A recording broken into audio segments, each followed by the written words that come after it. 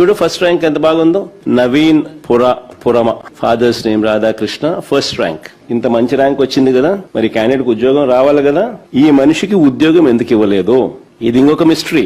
అంటే తప్పు జరిగిందని కనిపిస్తా ఉంది కదా, అతని ఐడి కనిపించకుండా చేశారు, అతని డేటాను మాయం చేశారు. సెకండ్ మెరిట్ లిస్ట్ కూడా ఒకసారి చూపించుమా. మెరిట్ లిస్ట్ లో మార్పులు, ఆయన పేరు లేదు.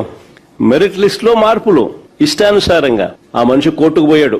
కోర్టులో ఆ మనిషి నవీన్ కోర్టులో ఆయన అడిగాడు, నా ఐడి కనిపించకుండా చేశారు, నా డేటాను మాయం చేశారు, మెరిట్ లిస్ట్ నుంచి నా పేరు తొలగించినారు.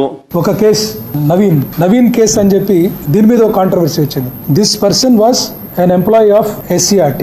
దీంట్లో ఏమాత్రం లేదు, 2016 నుంచి ఉన్నాడు అతను SCRT ఎంప్లాయీ కాబట్టి అప్పటి నుంచి గత 9 years నుంచి ఉన్నాడు. సరే, ఇది అయిన తర్వాత ఎగ్జామ్ అయిన తర్వాత he has resigned. ఇతనికి 2 ఎగ్జామ్స్ రాశాడు, ఒకటి సోషల్ స్టడీస్, ఇంకోటి తెలుగు. ఒక దాంట్లో జిల్లా ఫస్ట్ ర్యాంక్ వచ్చింది, ఇంకో దాంట్లో 6వ ర్యాంక్ వచ్చింది. సో ఇతనికి ఏం జరిగిందంటే, ఇతనికి 22nd మనం ఏదైతే లిస్ట్ పబ్లిష్ చేశామో he was part of the list.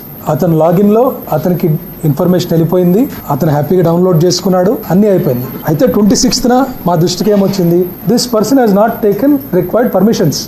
A employee అయినా కూడా, ఒక టీచర్ కానీ, ఒక టీచర్ ఏమైనా హైయర్ ఎడ్యుకేషన్ వెళ్ళాలన్నా NOC తీసుకోవాలి. ఏ ఎంప్లాయీ అయినా కొత్త ఎగ్జామ్స్ రాసేటప్పుడు పర్మిషన్స్ తీసుకోవాలి. That is a standard procedure. ఏ ఎంప్లాయీ అయినా ఎగ్జామ్ రాసుకునే హక్కు ఎవరికైనా ఉంటుంది, కానీ ఇంటిమేషన్ ఇవ్వాలి. Once you are part of the organisation, so you are suppose to. మనం ఇవ్వకపోవడం వేరే విషయం, అసలు ఇంటిమేటే చేయలేదు కాబట్టి అతనిది మెరిట్ లిస్ట్ లో పక్కన పెట్టడం జరిగింది, దిస్ 1 person. కానీ అతను లాగిన్ ఇన్ఫర్మేషన్ ఉండింది. 29, 30 ఎప్పుడైతే క్యాండిడేట్స్ వెరిఫికేషన్ జరిగిందో దానికి తను రాకపోవటం వల్ల తనకి he was not given any appointment.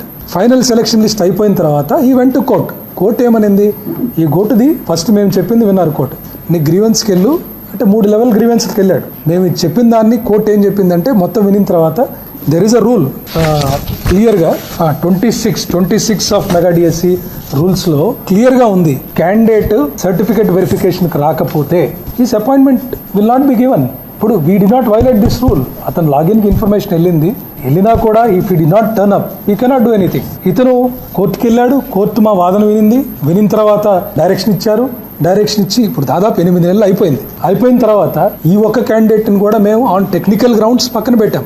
We never said, ఇంకేమీ మాట్లాడలేదు. We said you didn't come for verification. అంతేగాని మిగతా లిస్టులన్నీ మేము డిలీట్ చేసేసాము, ఇండివిజువల్గా SMS పంపించాము. This is all false news. దయచేసి ఇలాంటి వాటిని తీవ్రంగా ఇది రాంగ్ అని చెప్తున్నాను.